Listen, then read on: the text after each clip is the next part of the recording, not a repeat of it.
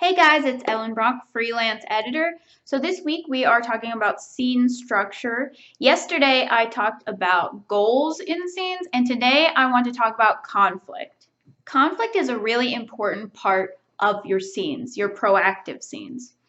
So the main problem that writers have with conflict is just in how they're defining it. A lot of writers will think about conflict as sort of anything bad that happens to the character. If it's not desirable, they look at it as a conflict.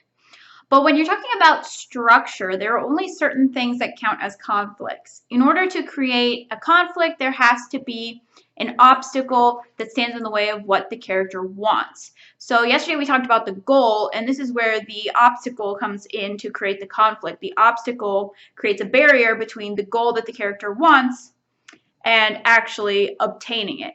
So that barrier creates the conflict. If you have something bad that happens that doesn't stop the character from doing what they want to do, that will create a scene where stuff is happening, bad things might be happening, but the reader isn't really going to empathize because what's happening isn't really connected to the overarching goal, and this is how you can create scenes that feel very irrelevant.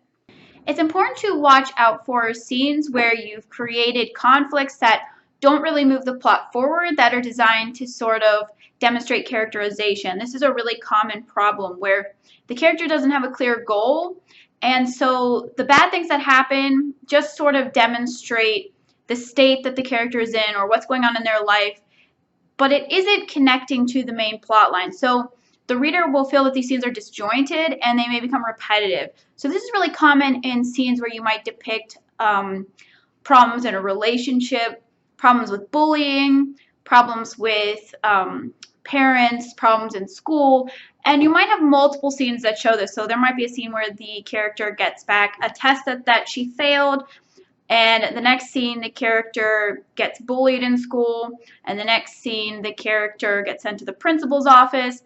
But none of these scenes are interfering with a goal. They're just bad things that happen to the character. And if you have a lot of these scenes where it's just sort of bad things happening to the character, it really drags down the story and the reader is likely to get bored because there's really no point to these conflicts. They're sort of included to demonstrate how hard the character's life is or to try to make you feel sorry for the character, and they're not really advancing the plot.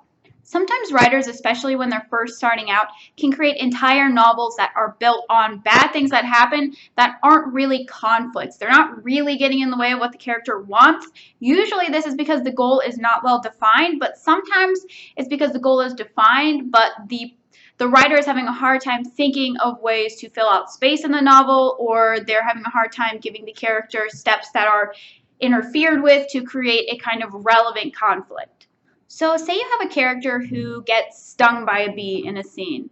While getting stung by a bee is a horrible thing to happen and it sucks, it's not going to drum up much sympathy from the reader, and it's not going to feel like it's relevant to the plot. It doesn't really interfere with anything, so it just doesn't work as a true conflict. You could take the same idea of a bee sting and turn it into a real conflict by just making it more relevant, by turning it into an obstacle rather than just a bad thing that happens.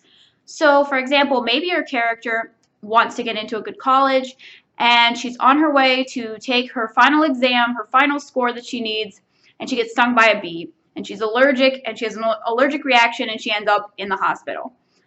Suddenly now you've taken a bad thing that happened that really was sort of irrelevant and turned it into a relevant and meaningful obstacle. All of a sudden now it's something that the character has to deal with, something that's really standing in the way and creating strong conflict. An important thing to keep in mind with the conflict in a proactive scene is that it doesn't matter if the character does or does not achieve their goal, you still need to have a conflict in the scene. So even if the character does achieve their goal, they still need to do so by overcoming some kind of conflict.